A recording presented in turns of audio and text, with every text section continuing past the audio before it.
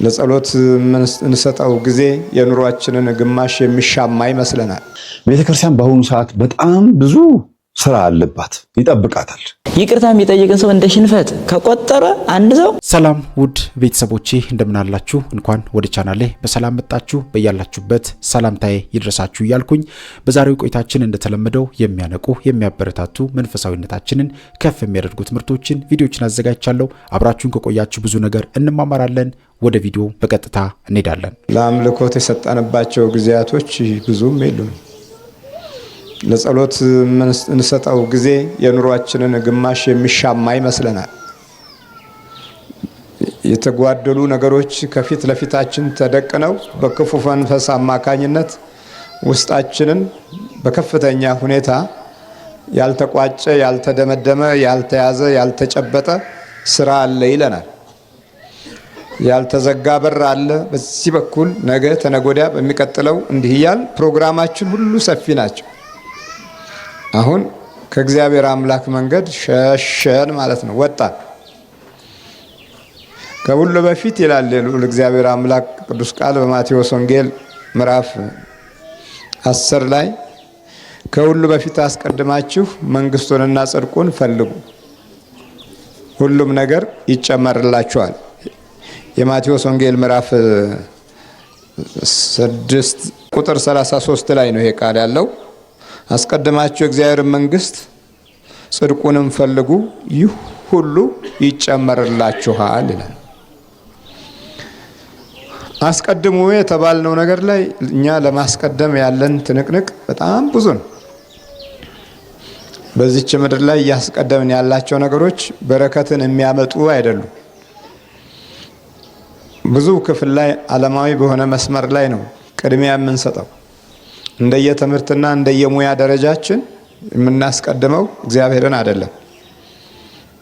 በዓለም ሁኔታ ስታዩ፣ በእያንዳንዱ ያኗኗር ዘገባ ላይ ስትመለከቱ እግዚአብሔር የለበትም። በትልልቅ ኃያላኖች ዘንድም ስታዩ በንግግራቸውም ሆነ በጨዋታቸው በውይይታቸውም ሆነ በሀሳባቸው እግዚአብሔር የለም። በትምህርት ቤቶቻችን ስታዩ በእያንዳንዱ የትምህርት ተቋም ዘንድም እግዚአብሔር የለም። የፈጠረ አምላክ ሁሉን ነገር ያደረገ ኤልሻዳይ ይህንን ዓለም ያስገኘ፣ ሌላው ቀርቶ ሳይንቲስቶችን ሁሉ እውቀትና ጥበብን የሰጠ እግዚአብሔር የለም።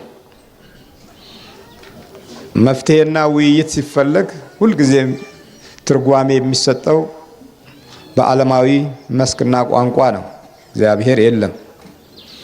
ስለዚህ ዘመናችን የእረፍት ጊዜያችን የሽሽት ሆኖ እናገኘዋለን። በዕለተ ሰንበት ብዙውን ጊዜ የምናሳልፈው የጸሎት ሰዓት ጊዜ የለንም። እንደምታዩት ቲያትሩን፣ ፊልሙን፣ ምኑን ስናሳድድ ነው የምንውለው። ዕለተ ሰንበት መንፈሳዊ የሆነ እረፍት ማሳያ ገጽታዎች የሉንም። ለስጋ ነው የምናርፈው፣ ለጸሎትና ለበረከት አይደለም። ስለዚህ ቅድሚያ አልሰጠንም። በመሆኑም እያንዳንዷ ሰዓትና ማህበራዊ ግንኙነታችን ሁሉ ልክ የክረምት ወራትን ይመስላሉ። ፍሬ የሌለባቸው፣ ደመና የተጫናቸው፣ ጎርፍ የተቀላቀለበት። ሌላው በክረምት ውሃው አይጠራም። የሽሽት ዘመን ሲሆን ውሃው አይጠራም፣ ውሃው ይደፈራርሳል። በዚህ ዘመን የምትሸሹ ከሆነ ምንም ትርጉም የለውም። ህይወት፣ ኑሮ፣ ጊዜ፣ ዘመን ምንም ትርጉም የሌላቸው የምጽአት ቀኖች ይሆናሉ። ዛሬ እያንዳንዳችን እንዲህ ነው። የህይወት ግንዛቤዎቻችንም ውስጥ እነዚህ ነገሮች በስፋት አሉ እና አስቀድማችሁ መንግስቱንና ጽድቁን ፈልጉ ግን አለ። በሱ በኩል አለ ደግሞ ሌላ፣ ሁሉም ነገር ይጨመርላችኋል። ሁሉም ነገር ይጨመራል አለ እና ሽሽቶቻችን በእያንዳንዷ ሰዓት እግዚአብሔርን በመሸሽ ላይ የተመሰረተ እውቀትና እድል አለን ማለት ነው። ስንማር ቀደም ሲል ከ60ዎቹና 40ዎቹ 50ዎቹ የነበሩ ተማሪዎች የጥበብ መጀመሪያ ማን ነው ሲባሉ እግዚአብሔርን መፍራት ነው ይሉ ነበር። አስተማሪዎችም ቅድሚያ የሚሰጡት እግዚአብሔር የተመሰገነ ይሁን ብለው በሰላምታ የሚለዋወጡበት ቃል ነበር። ያ ቆመ። ከዛ በኋላ እያንዳንዷ ዓመትና ዘመን ለኛ ፍሬ አልባ የክረምት ወቅትና ሰዓት ሆነች። እያንዳንዷ የማረፊያ የሰንበት ጊዜ የውጥረትና የጭንቀት ዘመን እና ወቅት ሆነ። ስለዚህ የኛ ጭንቀት ተዘዋውሮ በእያንዳንዱ ትውልድ ላይ አርፎ ይሄው ስቃያችንን እንበላለን። ለምን ይመስለናል? ጸልዩ የተባልነው ነገር ላይ እረፉ የተባልነ መሰለንና ተኛን። አባቶች እንዲህ አይነት አጣዳፊ የሆኑ ወቅቶች ይመጣሉ ብለው አልገመቱም። አንዳንዶቹም ከናካቴው የጸሎት ትርጉምና የደህንነት ስራው ለቀጣይ ትውልድ ምን ያህል እንደሚበጅ ግንዛቤውም አልነበራቸውም። አንዳንዶቹ የግፍ መስመር ላይ ሲቆሙ ነገ እነሱ የሚወድቁ መስሎም የማያልታያቸውና የዕለት እብሪትና ትዕቢት ብዙ ወንጀሎችን ወደ ትውልድ እንዲፈስ አድርጓል። ስለዚህ እያንዳንዱ ሰው በሽሽት ላይ ይገኛል ማለት ነው። ከእግዚአብሔር መሸሽን ካዳበርን እንግዲህ ወደ ማን እንደምንጠጋ አስቡት። ሰዎች ከጠላታቸው ጋር ህብረት ፈጥረው አንድ ሆነው አብሮ ተወልዷል፣ አብሮ አድጓል፣ አብሮ ኖሯል፣ አብሮ ተምሯል፣ አብሮ ሰርቷል። ግን ወደ በረከቱ አልመጣንም። ሰዎች አሁን የሚሸሹት ከበረከት ነው። ዛሬ ሰዎች የሚሸሹት ከእግዚአብሔር ጸጋ ነው። ዛሬ ሰዎች የሚሸሹት ከእግዚአብሔር ሰላም ነው። ሰዎች የሚሸሹት ከእግዚአብሔር እረፍት ነው።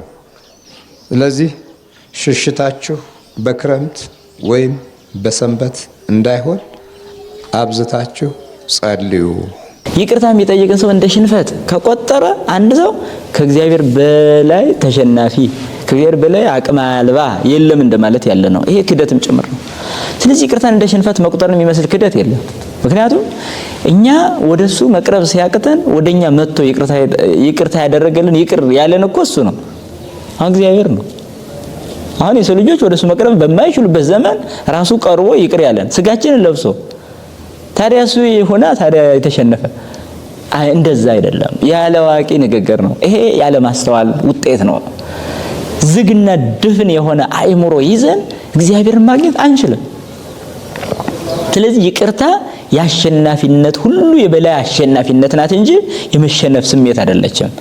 ይቅርታ ትልቅ የማሸነፍ ስሜት ነው። በዛ ውስጥ ያለው ክብር ነው። በዛ ውስጥ ያለው ፍቅርና ሰላምና ደስታ ነው እንጂ የተሸናፊነት ምልክት አይደለም። ይቅርታ አሁን እንዳልኩ ይቅርታ ተሸናፊነት ከሆነ ከእግዚአብሔር በላይ ይቅር ባይ የለም። ይሄ ነው መልስ ማለት። እንዲያውም ይቅር ባይ እግዚአብሔር ነው የሚመስለው። የሰውን በደል የሚሰውርና ሲበደል ይቅር ባይ ሰው ፈጽሞ እግዚአብሔር ነው የሚመስለው። ማን ይመስላል ካላችሁ ማለት ነው አሁን በድለውት አሁን ይቅር እያለ የሚሄድ ሰው አሁንም እየበደሉት ይቅር እያለ የሚሄድ ሰው ፈጽሞ እግዚአብሔርን ይመስላል። እግዚአብሔር እኮ ንስሐን የሰጠን እኮ ይቅር ሊለን ነው። እኛ ንስሐ ስንገባ እግዚአብሔርን እያሸነፍነው ነው። እሱ ተሸናፊ አቅም አልባ ነው፣ እኛን መኮነን ስለማይችል ነው ልንለው ነው አይደለም። እሱ ሊተውልን እኛ ልንጸጸት ልናለቅስ ነው የታዘዝነው። ስለዚህ እሱ በደልን ይቅር ይላል። ይተዋል ስንል ይሸነፋል ማለት እኮ አይደለም። ይተዋል ስንል እኮ መተው ይሄ እኮ የማሸነፍ ነው። መተው ማለት እኮ ማሸነፍ ነው በራሱ እና ስለዚህ ይቅርታን እንደ ቀላል እንደ ሽንፈት ወይም ደግሞ እንደ ተራ ነገር መቁጠር በእግዚአብሔር ላይ እንደመቀለድ ጭምር ነው። ይቅር ባዩ እግዚአብሔር ነው። ሌላው አሁን እንደተነሳው ይቅርታ አንዳንድ ጊዜ ከግለሰብ ጋራ፣ አንዳንድ ጊዜ ከቤተክርስቲያን ጋራ፣ አንዳንድ ጊዜ በጥቅሉ ሀገር ጋራ ጭምር ሊሄድ ይችላል። አንድ ሰው ከአንድ ሰው ጋራ ባለው ግጭት አንዱ ቢበድለው ከሱ ጋር ያለው ይቅርታ አንድ ነገር ነው። እንደገና ደግሞ አንድ ሰው ከቤተክርስቲያን ስርዓት አንፃር፣ ከቤተክርስቲያን ሕግ አንፃር፣ ሃይማኖት አንፃር፣ ከህዝብ ከምእመናን አንፃር በድሎ ከሆነ ደግሞ ይቅርታ ሊጠይቅ ይችላል። እንደ ህዝብ የበደለው እንደ ህዝብ ነው፣ እንደ ግል የበደለው ደግሞ እንደ ግል ነው የሚጠይቀው ማለት ነው። ስለዚህ አሁን ከተነሳው ጥያቄ አንፃር በሰሙኑ አባታችን አባ ገብረ ማርያም ያደርጉት ነገር አለ። ስላሴ ጾታ አላቸው የላቸው? የላቸውም። ያገር ያለ መብረቅ ማለት መምጣቱ ይሄ ማለት በምስጢረ ስላሴ ዙሪያ ላይ ህጸጽ የትምህርት ህጸጽ ተሰምቶ ነበረ። በዛ ላይ ህዝቡ ጮኸ። አትጮህ አይባልም። ህጸጽ ከታየ ግድ መጮህ ይኖራል። ምክንያቱም እንደ ቀድሞ አይደለም። ቀድሞ የሆነ ሰው አንድ ቦታ ላይ ነው ስህተት የሚፈጽመው። እዛ ቦታ ያሉ አካባቢ ያሉ ሰዎች ናቸው ይዘው የሚያርሙት የነበረው። አሁን ግን አንድ ቦታ ላይ ስትናገር ሁሉም ላይ ነው የሚሰማው። ስለዚህ በዛ አንፃር አስተዋዩም ይሰማል፣ አላስተዋሉ የማያስተውሉም ይሰማል። ሁሉም ስለሚሰማ በሁሉም ተሳተ ተቀመጣል። ከዛ በኋላ ሁሉ ይጮሃል። በስርዓት እንገስጻቸው፣ እስኪ እንጠይቃቸው። ምን ለማለት ነው? እንዲህ ሁኑ፣ እንዲህ አድርጉ፣ እንዲህ ለማለት ራሱ ቦታና ጊዜ የማያሰጥ ዘመን ነው አሁን። ካፌ የሚወጣው ሁሉም ላይ ስለሚደርስ ማለት ነው። ስለዚህ ጉባኤ ተሰርቶ ቁጭ ብሎ የሚወያዩበት ዘመን አይደለም። እንደምታዩት ማዋከብ ላይ ብቻ ትኩረት ያደርጋል። ምናልባት ስለ ሃይማኖት የምትሰጠው ምላሽ እንዲህ ሊኖር ይችላል። ምክንያቱም በዓለም ዙሪያ የተበተነ ትምህርት በዓለም ዙሪያ በተበተነ መልስ ነው ስህተትነቱ የሚገለጠው። በዛ መልክ ሊፈጸም ይችላል። ሆኖም ግን በመካከል ላይ አንዳንድ ጊዜ እሳቸው ይሄንን አደረጉ ወይም አንድ ሰው ይሄን አደረገ ተብሎ ሲታሰብ ከዛ በላይ በሆነ በደል የምንጓዝ ሰዎችም አለን። ግን እውነት ቤተክርስቲያን ለመጠበቅ አይምሮን የሰው ልጅን አይምሮ ለመጠበቅ ስህተትን ለማረም የሚደረጉ መልካም ንግግሮች እንዳሉ ሆነው በጣም ሌላው ደግሞ ጋጠወጥ ንግግር የሚያስተላልፍ በጣም አንደበቱን ለዲያብሎስ የሚያከራይ በቃ ዝም ብሎ ዲያብሎስ አብሮ ከሱ ጋር ሆኖ ደግሞ የሚዘልፍባቸው ደግሞ ሰዎች አሉ። እንደዚህ አይነት በጣም እሱም ጥንቃቄ ያስፈልጋል። እንደዚህ አይነት ሰዎች በራሳቸው ይቅርታ ሊጠይቁ ይገባል። አጥፍተዋል። በቃ ሰውን ዝም ብለህ ዝልፍ አድርገህ መናገር በራሱ ብቻውን ትክክል አይደለም። የምትገስጽበት ጊዜ አለ፣ የምትዘልፍበት ጊዜ አለ፣ የምትመክርበት ጊዜ አለ። ምንም ቢሆን እንኳን መክረህ ገስጸህ ነው ልዘልፍ የምትችለው። እስከዛ ግን አይሄድም የኛ ዘመን። በቃ የዛን ሰው ሐሳብ ዳይጹን ህጻጹን ምኑን አይተም ጭምር አይደለም ዝም ብሎ በአጉራ ዘለል የሚሰድቡም እንዳሉ ያው ይታወቃል። ዓለም ሁሉንም ሰብስቦ የያዘ ጉድ ስለሆነ ማለት ነው። እና በቅርቡ እሳቸው ባደረጉት ይቅርታ ጠየቁ። ጥሩ ነው። በቃ ይቅርታ አለ መጠየቅ ነው ቤተክርስቲያን የሚያስጠይቅ እንጂ ይቅርታ መጠየቅ ስህተት ሆኖ አያውቅም። ከልቡ እውነት ተሳስቻለሁ በድያለሁ ብሎ ይቅርታ የጠየቀ ሰው ተጠያቂነት የለውም። ስለዚህ ተስተካከላለሁ ማለቱ ነው።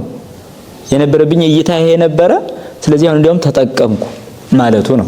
ይሄን በፍቅር መቀበል ደግሞ ከዙም ይጠበቅ ነው፣ ከሁሉም ይጠበቅ ነው። ይሄንን ይቅርታ ወስደህ ግን በቃ አንገት ሰጣለሁ ያልከው ለዚህ ነው በቃ ለጊዜው የተሰማቸው ይሄ ነበረ። ሌላ ሊሉ አይችሉም። በቃ ሰው ናቸው። ስለዚህ ሊሉ አይችሉም። ሌላም ነው ነገም በሚከሰቱ ነገሮች አንዳንድ ክፍተቶች ሁሉ ሰው በቃ ዝም ብሎ መዋከብና ራሱን መጉዳት የለበትም። በእርጋታ በሁኔታዎች ላይ ያለን እይታ ከራሳችን አንፃር ብቻ አይደለም ማየት ያለብን። ይሄ ህፃናዊ ጠባይ ነው። አንድ ነገር ስታይ ከራስ አንፃር ብቻ ማየት የለብህም። ከሌላው አንፃር ከእግዚአብሔር አንፃር ጭምር ነው ማየት ያለብን። ቤተክርስቲያን በአሁኑ ሰዓት በጣም ብዙ ስራ አለባት፣ ይጠብቃታል። ከስራዎቿ ውስጥ አራቱን ጠቀስ አድርጌው ልለፍ። አንደኛ ንስሐ አባቶችን ማዘመን ወይም ደግሞ ዘመኑን እንዲዋጁ ማድረግ። በማህበራዊ ሚዲያ በኤአይም ሊሆን ይችላል፣ በማንኛውም ቴክኖሎጂ በምን ታግዘው ንስሐ ልጆቻቸውን እንዲንከባከቡና ዘወትር በሚዲያ በቴሌግራም ግሩፕ በምን አድርገው ንስሐ ልጆቻቸውን መቆጣጠር የሚችሉበት መንገድ እንዲፈጠር አባቶቻችንን ከሚዲያው ጋር ወይም ካለው ነባራዊ ሶሻል ሚዲያ ጋር ማገናኘት የሚቻልበት ትልቅ መስመር መዘርጋት አለበት። አንድ ሁለተኛ ነገር ደግሞ ቤተክርስቲያን ራሷ ንስሐ አባቶችን መቆጣጠር 5 ለ1 የሚባለው አሰራር ይሄ ቤተክርስቲያን ያገለግሉ ያቆረቡ ቢሆንም ለደሞዝ ብቻ አይደለም ክትትል የሚያስፈልገው። እንደ እድርተኛ ግድግዳ ላይ ሰሞንኛ ተረኛ ምናምን እየተባለ ተለጥፎ ፍትሐት የሚፈታ የሚቀድስ ምናምን ተብሎ እሱ ብቻ አይደለም። ንስሐ አባቶች ለንስሐ ልጆቻቸው ያላቸው ርቀት ምን እንደሚመስል ማወቅ የሚቻልበት መንገድ መፈጠር አለበት። አብዛኛው ቄስ፣ ዲያቆን፣ ካህን በተለይ ካህናትና ቀሳውስት እነዚህ ንስሐ አባት የሚባሉት አባቶች ከአብነት ትምህርት ቤት የወጡ ናቸው። ከተማ ላይ ዲቁና ተምሮ ከተማ ላይ ቄስ የሆነ በጣም ጥቂት ነው ያለው። በየሰንበት ትምህርት ቤት ካልሆነ በስተቀር ብዙም አይገኝም። አብዛኛው የአብነት ትምህርት ቤት ውጤት ናቸው። አብነት ትምህርት ቤት ደግሞ ጥሩም አለ መጥፎም አለ። ማለት አብሾ የጠጣም አለ፣ በራሱ አይምሮም ደግሞ የሸመደደ አለ። 80% አብሾ ነው። እጹን ወስዶ ያልተለማመደ የለም። ከስንት አንድ ነው ንጹህ የሚገኘው። እንዲችን ነገር ነው ያላቃተም የሚል በሰንበት ትምህርት ቤትና በከተማ ላይ ድቁና የተማረ ወይም ወደ ክህነት የመጣ ሰው ምናልባት ይሄን ላይነካካ ይችላል። እሱም እንደው ለድምፅ ወይም ለመሸምደድ ሲቸገር በቴሌቪዥን በኳስ በምን አይምሮ ቢዚ ሲሆን የሚያሸመድዱት መርጌታ አረቂ አምጣ እስቲ እንደው ለዚህ ላድርግልህ የእውቀት በትንሽ ልስጥህ ምናምን እያሉ ካላሉት በስተቀር ደህና ናቸው ሰንበት ተማሪዎች የሆኑ ዲያቆናትና ካህናት። ከአብነት ትምህርት ቤት የሚወጡት ግን አብዛኞቹ በገንዘብም በዝሙትም በአስማቱም ቤተክርስቲያኑን ያሰደቧት ከዛ የሚወጡት ናቸው። ያኔ አብነት ትምህርት ቤትን እየነቀፍኩ አይደለም ያለሁት። ይሄ አይነቱ አካሄድ በአብነት ትምህርት ጸድቶ ለአቡነ ኤርሚያስን እናገዛቸው ብሎ ለዚህ እኮ ነው አቡነ ኤርሚያስ ከዚህ የጸዳ ትውልድ እናምጣ ብሎ ካህናትን ሰብስበው መከራቸውን እያዩ ያሉት ለዚህ ነው። እኔ ለአቡነ ኤርሚያስ በየቀኑ ገንዘብ አምጡ ብላችሁ በጨቀጨቃችሁ ደስ ይለኛል። እናንተን ይሄን ትምህርት የምታዳምጡትን ቤተክርስቲያን ለማሰራት ገንዘብ አምጡ ከምል ወይም ደግሞ በየጊዜው የሆነችን ልጅ የሆነ ሰውዬ እርዳ ከምል ጤነኛ የሆነ አብነት ትምህርት ቤት ትልቅ ፎቅ ትልቅ ኮሌጅ ግቢው ሰፊ የሆነ ቀደስ የሚል አብነት ትምህርት ቤት ተከፍቶ ዲያቆናትን ካህናትን የአራት አይና አምስት አይና በሏቸው እንደገናም ደግሞ መጋቢ አዲስ መጋቢ ብሉይ የሚባለውን አጠቃላይ ትምህርቱን ቴዎሎጂውንም ጭምር ያቀፈ ከአብሾ ግን የጸዳ ከምንፍቅናም ከቅብአትም የጸዳ እንደገናም ደግሞ ከተዋርሶ ይሄ አፄ ፋሪሱን በቤተክርስቲያን ጓሮ እየተከሉ እኔ መርጌታ ምናምን እያሉ ከሚለው ነገር የጸዳ ትክክለኛውን የቤተክርስቲያናችን የሐዋርያትን ትምህርት የተከተለና ቤተክርስቲያን በድንግል ማርያምም በቅዱሳንም በመላእክትም በአጠቃላይ እውነተኛ በሆነው አካሄድ ብቻ ፈውስ የሚገኝበትን ቅዱሳን ማፍራት የሚቻልበት መንገድ ከሆነ እኔ ዘወትር እተጋለሁ። ሚዲያዬን ሙሉ በሙሉ ለዛ ነገር ባውለው ደስ ይለኛል። ምክንያቱም ትልቁ ስራ ይሄ ነው። ለምን ብትሉኝ የሚያሰጋኝ ነገር አለ። ምን እንደሚያሰጋኝ ነገ ሀገር ተረካቢ፣ ነገ ቤተክርስቲያን ተረካቢ ማን ይሆን? በቆሞስነትም በጳጳስነትም ደረጃ በምንኩስና ውስጥ ያሉትም እንዳለ ሲታይባቸው አንዱ ስላሴ ወንድ ነው ጾታ አለው ይላል፣ አንዱ በዝሙት የወደቁ ናቸው፣ አንዴ እዛ ጋር ልጅ ወልዱ ምናምን ኑፋቄ ያለባቸው ክርስቶስ አማላጅ ነው የሚል ጳጳስ፣ እንደገናም ደግሞ በቃ ችግር ውስጥ ያሉ ናቸው አብዛኞቹና ይሄን አይቶ የሚክድ ብዙ ሰው ይመጣል ከፊታችን ሳየው ካሁኑ ካልተሰራበት በጣም በጣም ብዙ የሚያሰጋኝ ነገር አለ እና ለዚህ ነው ማልቀርባቸው እኔ ወደ ውስጥ ለስጋው ደሙና ልጆቼ ይጂጂ አስቀድሼ ስጋው ደሙ ተቀበለ ለመምጣት ብቻ ነው ቤተክርስቲያን መጠጋት የምፈልገው። ከዛ ውጭ አያስፈልግም። ሚዲያ ላይ ሆኖ ነፍሳትን ማዳኑ ይሻላል። ትንቢተ ዳንኤል ምዕራፍ 12 ቁጥር 3 ላይ እንዳለው ብዙዎችን ከተለያዩ ነጥቆ ከአጋንንትም ከእሳቱ ከዘመኑ እሳትም ነጥቆ አምጥቶ ለገነት ማጨት አይሻልም? እንደዛ ነው ምኞቴ። እኔ መነካካቱ ብዙ ማስፈላጊ አይደለም። ግን የነቁ ሆኖ ችግር የለውም፣ እናግዛቸዋለን ከፈለጉን። እኔ አሁን ለምሳሌ መግለጽ አልፈልግም ደብሩን የካሚካኤል ታገለግል ነበር አሉኝ። አዎ ሰንበት ትምህርት ቤት አሉ። ለምንድን ነው ትምህርትህን ያልፈለጉት? እኔ እንጃ፣ ግቡና መርምሩት። ንፋቂ አግኝተውብህ ነው? እኔ አላውቅም። እስቲ ግቡና፣ አዎ የለብኝም አለብኝ ለማለት እስቲ ግቡና ትምህርት ያዳምጡት አልኳቸው። ሄደው ጠየቁ የካሚካኤል። አይ እኛ ጋር ሲያገለግል ይሄን ያክል መምህር ግርማ ጋር ብቻ ስለሄደ ብቻ ነው እኛ ማንፈልገው አሉ። ይሄ ነው ምክንያታቸው። ከዛ ትምህርታችን በደንብ አዳመጡና እኛ ደብርናና ኮርስ እንድታስተምር እድል እናመቻችልሃለን። የሃይማኖት ትምህርት፣ የመጽሐፍ ቅዱስ ጥናት፣ የቤተክርስቲያን ታሪክ በዓለም መድረክ መርጠህ 1-2 ሳብጀክት መርጠህ እንድታስተምር በሳምንት ከፈለክ ደግሞ በሳምንት 3 ቀንም ኮርስ እንድታስተምር እንፈቅድልሃለን ምናምን ብለው መዋቅር ዘረጉልኝ። ይሄ እኮ ላገለገልኩበት ደብር ነበር መሆን የነበረበት። ከዛ አንዱ ሰንበት ተማሪ መጣና ምን አለኝ፣ አባ እንደዚህ ብሎ አናግረዋል አለኝ። አዎ ሰብስበውን እኮ አናገሩ። መምህር ተስፋዬ ይመጣል፣ ትምህርቱን አዳምጡ፣ ኑፋቄ ካገኛችሁበት ንገሩኝ። የሚያስተምረው ትምህርት ደግሞ የኮርስ ትምህርት ነው። ኮርስ ትምህርት ደግሞ ምን እንደሚያስተምር ሰምቼዋለሁ፣ ኑፋቄ አላገኘሁበትም። የሚያስተምረው ትምህርት እንከታተላለን፣ ይምጣ። እሱ ሲመጣ ተማሪዎቹ በሙሉ ወደ ሰንበት ትምህርት ቤት ይመጣሉ። መምህር ተስፋዬን ፍለጋ ወደ ሰንበት ትምህርት ቤት ሲመጡ እዛው እኛ ይዘናቸው አባል እናደርጋቸዋለን።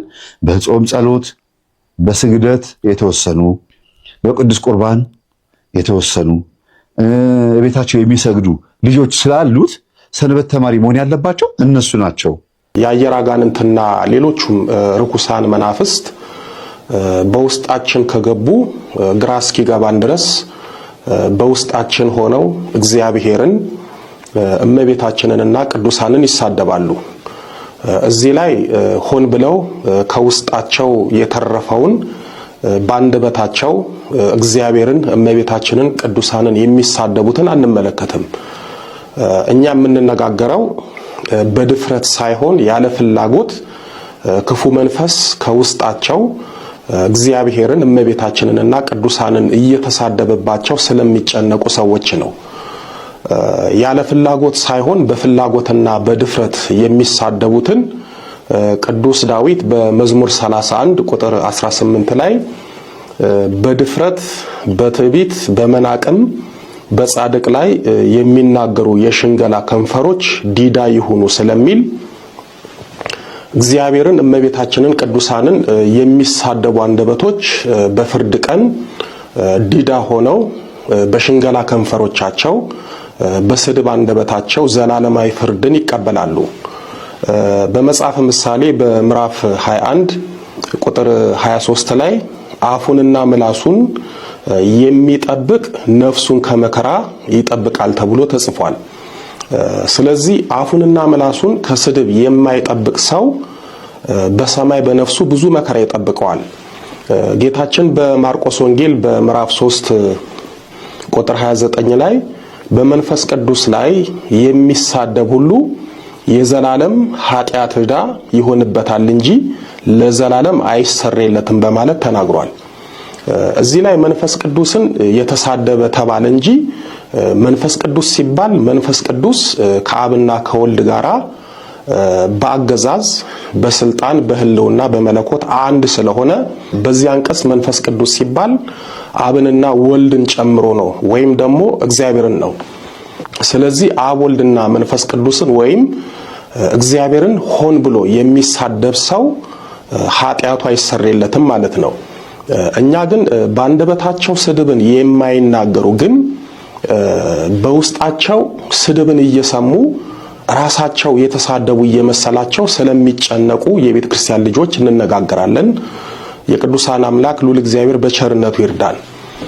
እስኪ ብዙዎቻችን የምንቸገርበትና የራሳችን ሐሳብ እስኪመስልን ድረስ የምንሰቃይበትን ከክፉ መናፍስት ወገን ስለሆነው ስለሚያሰቃየን ስለ አየር አጋንንት የፈተና ስልት እንመልከት። አጋንንት በጌታ ሰው መሆን ወይም ስጋ መልበስ ላይ መጠራጠርን ያሳድርባቸዋል። ሰው መሆኑም እውነት እንዳይመስላችሁ ያደርጋል። እመቤታችንን እውን በድንግልና ነው የወለደችው ብሎ ጥርጥር ያጭርባችኋል። እመቤታችን አታማልድም እያለ ይታገላችኋል።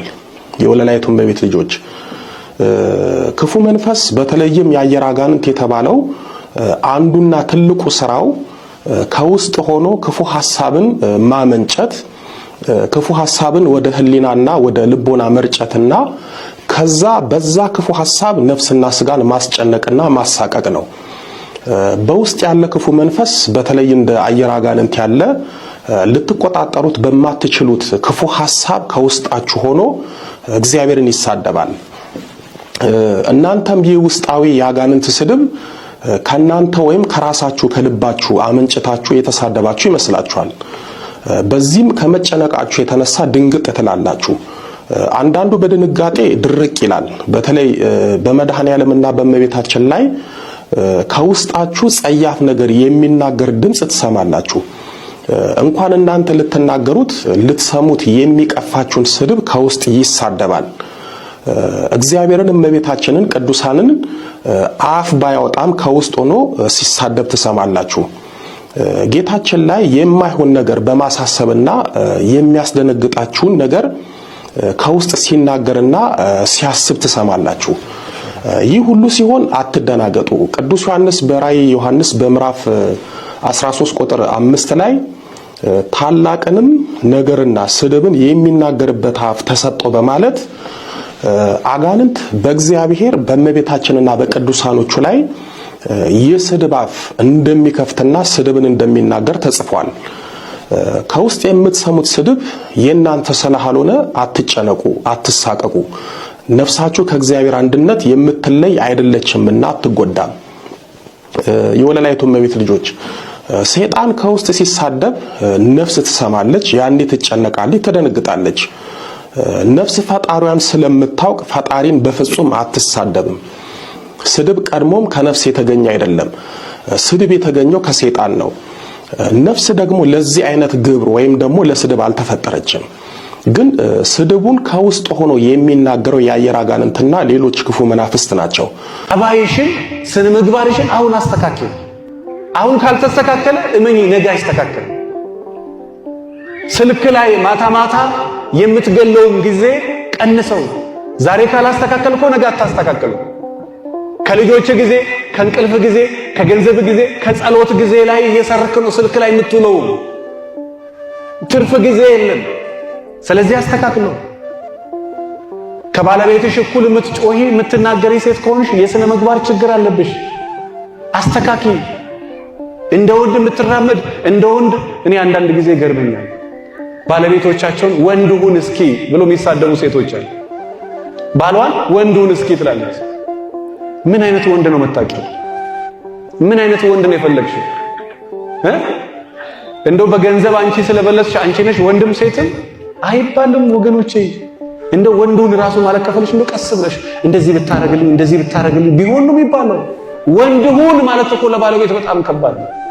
ወንድ ላይሆን ይችላል። ወንድ ሆኖ ሴት ልጅ የምትሰራውን ስራ ኩሽና ገብቶ ሊጥ የሚያበካል፣ ግን አንድ ቀን የሴት ስራ ነው ብሎ አያውቅም። የልጆቹን ዳይፐር የሚቀይር ወንድ አለ፣ አንድ ቀን የሴት ስራ ብሎ አያውቅም። አንዳንድ ሴቶች ወንድ ላይ የሚሰሩት ግፍ እግዚአብሔር በሚያውቀው ለሀገር ራሱ መዓት ይዞ ይመጣል። አንድ ቀን የሴትነት ጸባይ ተሰምቶት አያውቅም። ጎንበስ ብሎ የልጁን ዳይፐር ይቀይራል፣ ጎንበስ ብሎ ሊጥ ያቦካል፣ የሚስቱን እግር ያጥባል። አንድ ቀን እንትን ተሰምቶት አያውቅም። አንድ ቀን ተኝታ አልጋ ላይ ስትውል እስኪ ወንድ ሁን። ምንድነው ወንድነት?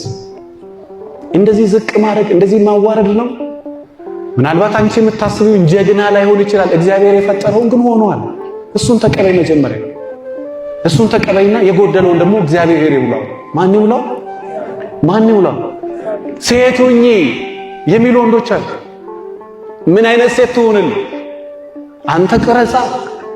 እግዚአብሔር ራስና መሪ አድርጎ እኮ ያስቀመጠ ባለቤትን እንደምትፈልገው አድርገህ እንድትቀርጻት ነው። እግዚአብሔር እንደፈቀደው አድርገህ። በእርግጥ ራሷ ሴትነቷን አጣ ወንድ ወንድነቱን የምታሳጣ ሴት አለች። በነገራችን ላይ ሴት ልጅ ሴት ካልሆነች ወንድ ልጅ ወንድ መሆን አይችልም። ወንድነቱን ታሳጣዋለች። ወንድ ልጅ ሴት ካገኘ እሱ ወንድ ይሆናል። ወንድ ካገኘ ሴቷ ደግሞ ሴት ትሆናለች። ሴት እንድንሆን ወንድ እንድንሆን በተሰጠን እንድንሆን እግዚአብሔር ይርዳል። ሴቷ በትክክል ሴት ሳትሆን ወንድ ትሆናለች። ምግብ የማይጣፍጥላት፣ ልብሷን የማትጠብቅ፣ ሰዓቷን የማትጠብቅ፣ ራሷን የማትጠብቅ፣ እሷ ጋር 1000 ክፍተት ያለባት ሴት ወንድ ጋር መታ እንዲያርጎኝ እግዚአብሔር ይማረን። ከመካሰስ እግዚአብሔር ይሰውረን ወገኖቼ። ሚስት ባልን መክሰስ፣ ባል ሚስት መክሰስ አያዋጣም። እኔም ደካማ ነኝ፣ አንቺም ደካማ ነሽ። አንተም ደካማ ነህ፣ እሷም ደካማ ነች። ደካማነታችንን አምነን ተመካክረን ለመኖር እግዚአብሔር ያብቃን። ውድ ኦርቶዶክሳውያን ቤተሰቦቼ እንግዲህ በዛሬው ቆይታችን በጣም ወሳኝ ትምህርቶችን ለማየት ለመማማር ችለናል ማለት ነው። በቀጣይም ደግሞ በሌሎች ርዕሰ ጉዳዮች እንገናኛለን። ይህንን ቻናል ለብዙ ሰዎች ተደራሽ እንዲሆን ሼር፣ ላይክ ማድረጋችሁን እንዳትረሱ። ለወዳጅ ለጓደኞች በደንብ አጋሩ።